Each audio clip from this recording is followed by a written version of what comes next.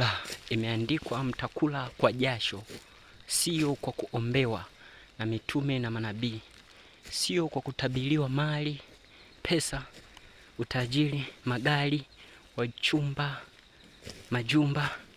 Yote hivyo ni takataka za dunia hii. Imeandikwa kwamba mtakula kwa jasho, asiyefanya kazi na asile. Mtakula kwa kufanya kazi, kwa kuhangaika, kwa kushughulika kwanza. Mungu akusaidie. Usiende wala usikubali kushawishiwa na hawa wanaojiita manabii, mitume au matapeli wa aina yoyote. Au kazi yao wanataka kukuminya pesa. Wanakuacha umekauka, umenyoka, hauna ada ya watoto, unashindwa kuwanunulia watoto wako nguo. Wanaishi maisha ya shida, kula kwa tabu. Ni kwa sababu wewe unajua ya kwamba baraka zinashuka zenyewe kutoka mbinguni. Lakini Mungu anasema ya kwamba mtakula kwa kufanya kazi, asiyefanya kazi na asile.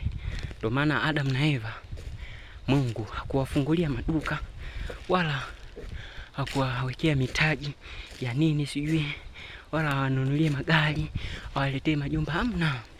Aliwapatia shamba wafanye kazi, ndipo wale. Asiyefanya kazi na usile. Ukienda kwa mitume na manabii, hapo umejipoteza. Unaunganishwa kuzimu kwanza. Baada ya hapo itakuwa ni laana kwa kwenda mbele. Hata kama utapata baraka, basi ni baraka ya kishetani ambayo inakuvuta ama inakubembeleza ili kwamba usije kugeuka wala usije kumtambua Mungu wa kweli.